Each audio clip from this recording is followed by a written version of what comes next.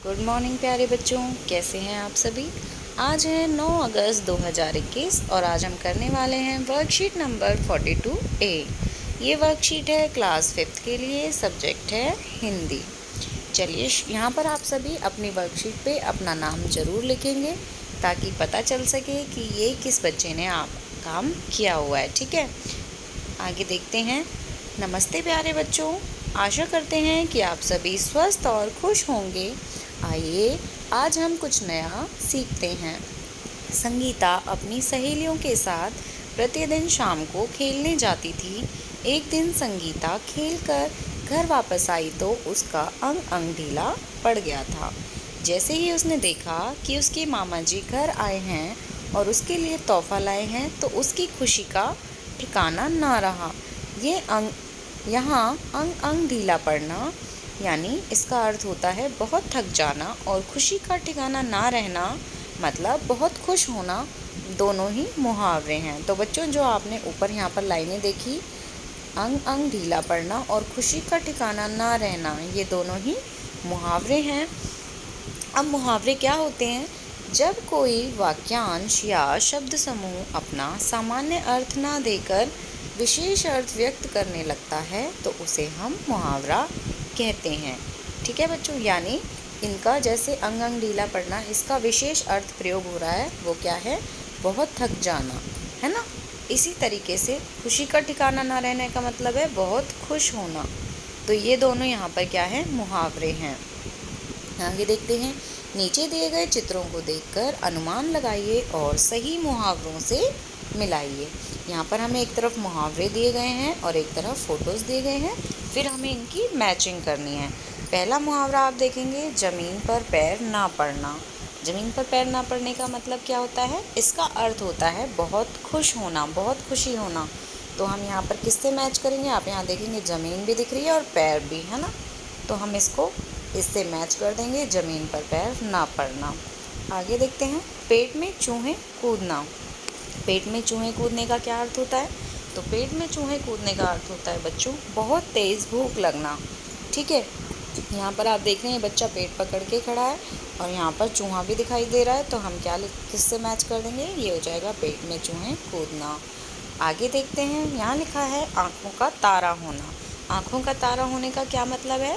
बहुत प्यारा। ठीक है, बहुत प्यारा होना। तो यहाँ पर आप देखेंगे आँखें भी हैं और तारा भी दिखाया गया है, तो हम यहाँ मैच कर देंगे कि आँखों का तारा होना। इस तरीके से आप ये पहला प्रश्न कर लेंगे। अगला देखते हैं। प्रश्न नंबर 2, निम्नलिखित मुहावरों के अर्थ लिखकर वाक्य बनाइए। यहाँ पर हमें मुहावरा दिया है चिकना घड़ा। तो चिकना घड़ा का मतलब होता है ऐसा व्यक्ति जिस पर किसी की बात का कोई असर ना पड़े, बेअसर होना, है ना।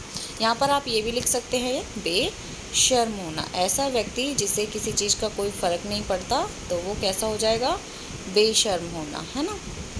ये हो जाएगा मुहावरे का अर्थ। अब आपको यहाँ पर इस मुहावरे को वाक्य में प्रयोग भी करना है, तो वाक्य बनाकर आपको लिखना है। आप अपनी मर्जी से किसी भी तरीके से वाक्य बना सकते हैं, उसमें बस मुहावरा आना चाहिए। ठीक है, जैसे रमेश चिकना घड़ा हो गया है, उस पर मम्मी पापा की बातों का कोई असर नहीं होता, या अध्यापक की बातों का कोई असर नहीं होता। इस तरीके से आप यहाँ वाक्य बना सकते हैं। आगे हैं आँखें खुलना। आँखें खुलने का अर्थ होता है एहसास होना, सचेत होना या होश में आना, है ना। यानी हम इसको ऐसे लिख सकते हैं, धोखा खाने के बाद मेरी आँखें खुल गई। ठीक है, नेहा से धोखा खाने के बाद मेरी आँखें खुल गई, यानी मुझे एहसास हो गया। ठीक है, मुझे महसूस हो गया। आगे देखेंगे। अंधे की लकड़ी। अंधे की लकड़ी। अंधे की लकड़ी होना मतलब एकमात्र सहारा होना। अंधे की लकड़ी मतलब एकमात्र सहारा। एकमात्र सहारा यानी एक ही सहारा, है ना। इस तरीके से एकमात्र सहारा। तो यहाँ पर आप इस तरीके से लिख सकते हैं, राम अपने माता पिता की अंधे की लकड़ी है। ठीक है, यहाँ पर आप वाक्य प्रयोग कर लेंगे इस तरीके से। अब है आओ बातचीत करें। प्यारे बच्चों, साथ में दिए गए चित्र को ध्यान से देखिए। आपको क्या लगता है कि चित्र में दिख रहे व्यक्ति आपस में क्या बातें कर रहे होंगे? अनुमान लगाकर उनके संवाद यानी बातचीत को ज़ोर ज़ोर से बोलिए और अपनी कॉपी में लिखिए।